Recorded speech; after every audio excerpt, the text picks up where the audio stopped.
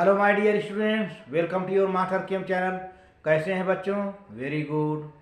तो आज मैं सभी बच्चों को नव वर्ष की शुभकामनाओं के साथ मैं उनके परिवार को, उनके माता पिता को, बच्चों को नव वर्ष की शुभकामनाओं के साथ उनको बधाई देता हूँ।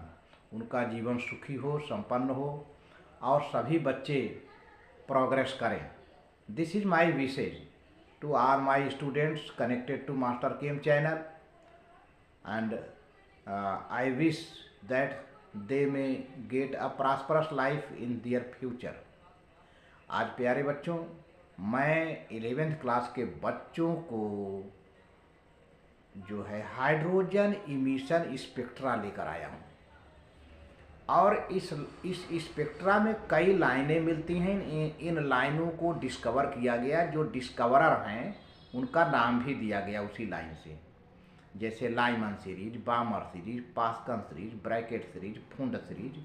इसके बारे में हम आपको इंट्रोड्यूस कराएंगे और कुछ न्यूमेरिकल के फार्मूला बताएंगे। बाकी न्यूमेरिकल नेक्स्ट वीडियो में हम आपसे बातचीत करेंगे। तो देखते हैं कैसे होता है ये जो है, तो चलते हैं।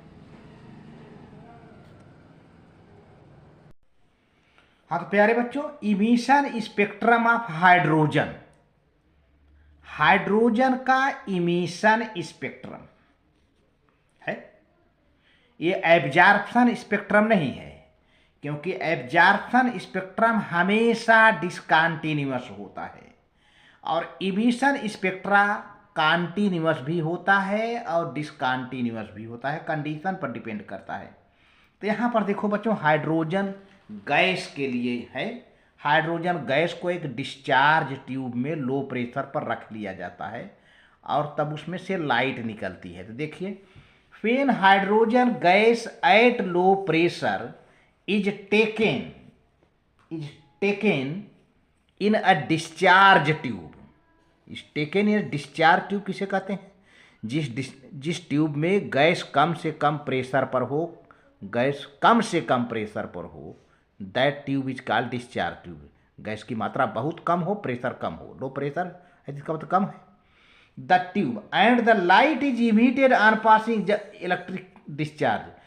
कम प्रेशर पर जब गैस ली जाए तो इलेक्ट्रिक डिस्चार्ज जब पास कराएंगे, इलेक्ट्रिक करंट पास कराएंगे तो उसमें से लाइट निकलती है। दैट एग्जामिन्ड विद स्पेक्ट्रोस्कोप, और उस लाइट का स्टडी एनालिसिस किया गया स्पेक्ट्रोस्कोप से। द स्पेक्ट्रा मिला। The spectrum obtained is called emission spectra.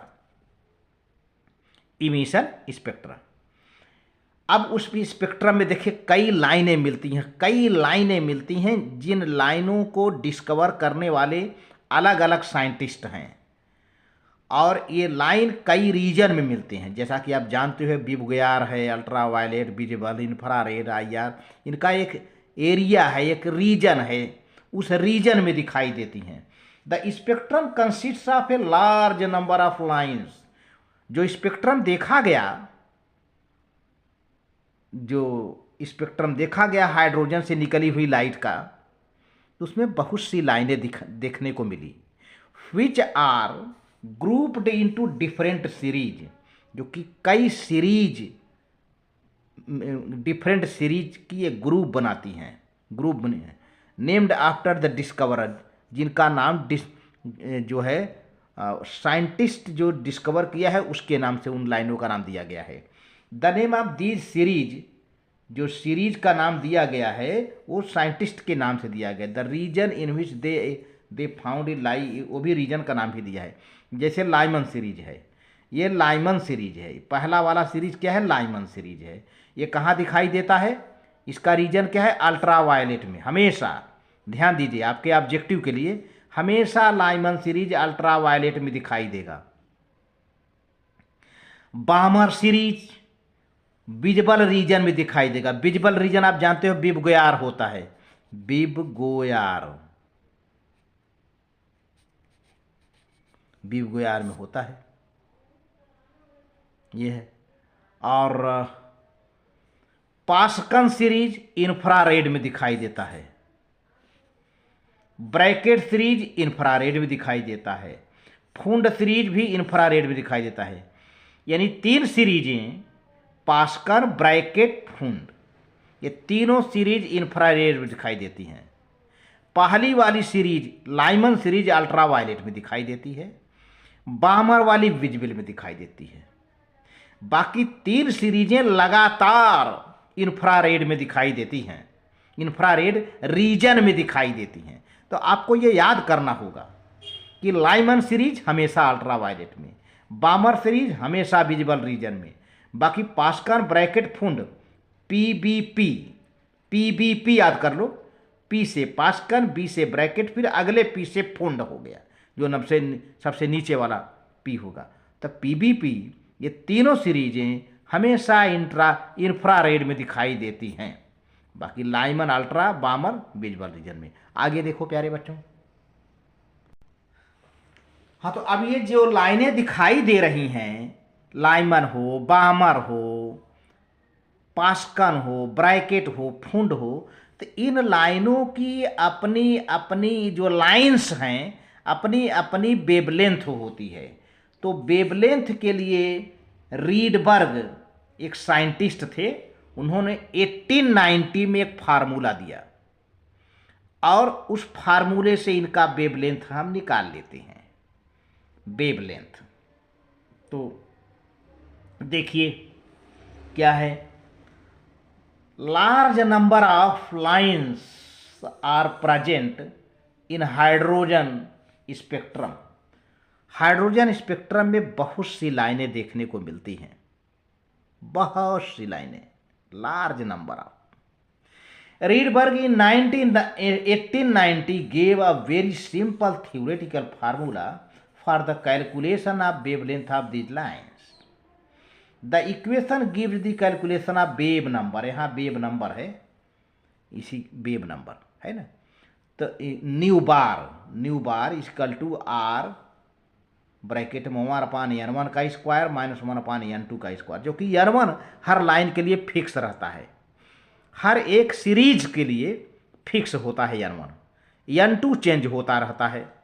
तो देखिए, where R is the constant called Rydberg constant and has value equal to, ये क्या हो गया, देखिए, इकाई, दहाई, सैकड़ा, हजार, 10,000, लाख, यानी 1,09,677 पर सेंटीमीटर, या फिर 1.097 इंटू 10⁷ पर मीटर, ये आर की वैल्यू है। सेंटीमीटर में निकालोगे तो ये रहेगा 109,677 पर सेंटीमीटर। सेंटीमीटर में, अगर मीटर में रखोगे वैल्यू तो 1.097 इंटू 10⁷ पर मीटर। फार्मूले में प्यारे बच्चों n1 n2 आया है, n1 और n2 ये सब होल नंबर हैं।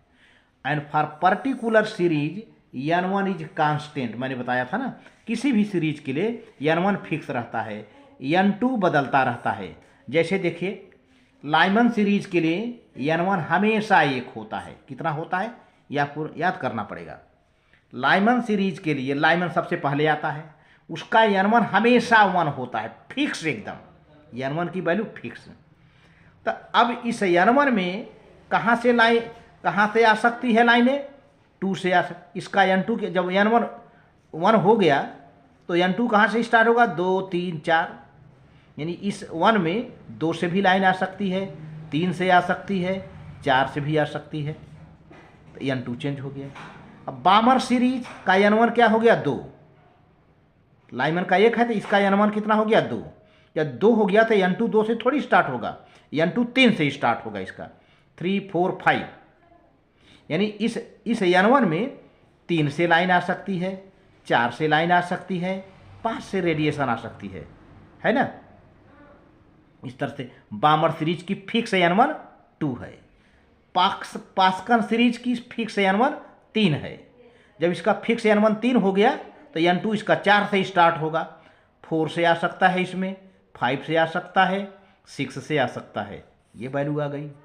इसी तरह ब्रैकेट सीरीज का n1 4 हो गया, जब इसका n1 4 फिक्स हो गया तो n2 4 के बाद चलेगा, यानी 5 6 7। तो अब 5 से लाइट आ सकती है n1 में, 6 से आ सकती है, 7 से आ सकती है। इसी तरह से फुंड सीरीज की प्यारे बच्चों n1 फिक्स है 5, जब इसका n1 5 फिक्स हो गया तो n2 5 के बाद से चालू होगा, यानी 6 6 7 8। तो 6 से लाइट आ सकती है, 7 से और 8 से। तो इस तरह से हाइड्रोजन स्पेक्ट्रम जैसा पार्टिकल के लिए nu bar equal to R 1/n1 का होल स्क्वायर -1/n2 का whole square into Z square है। जेड स्क्वायर जहाँ की एटॉमिक नंबर है हाइड्रोजन का, तो हाइड्रोजन का एटॉमिक नंबर 1 होता है, तो होल स्क्वायर करने के तो यही फार्मूला हो जाएगा हाइड्रोजन के लिए। वैसे लिमिटिंग लाइन, कई लिमिटिंग लाइन के लिए स्पेक्ट्रल लाइन है, उसका n2 इनफाइनाइट होता है। हाइड्रोजन के लिए n2 हमेशा इनफाइनाइट होता है, न जाने कितनी है तो उसका n2 इनफाइनाइट मान लिया जाता है। तो इस तरह से प्यारे बच्चों वीडियो अच्छी लगे तो लाइक करके सब्सक्राइब कर देना, शेयर कर देना। और नव वर्ष की फिर से again I wish for your happy new year, and my wishes are towards that you may get a prosperous life and your success life. Thank you very much.